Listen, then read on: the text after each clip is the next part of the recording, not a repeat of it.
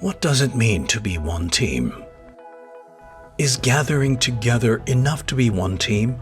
Or is sharing a purpose the only requisite to be a team? At Korozo, being a team is much more than all that.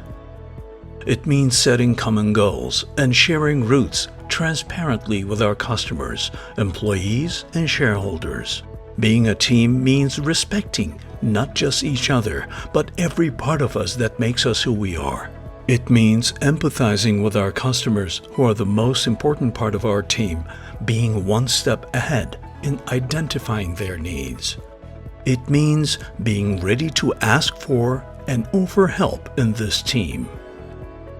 Frankly, it means removing boundaries for open communication regardless of hierarchy.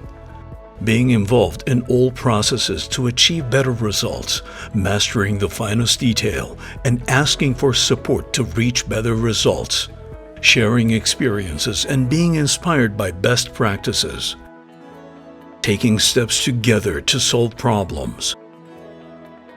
At Korozo, being one team means acting together with our customers, employees, and shareholders.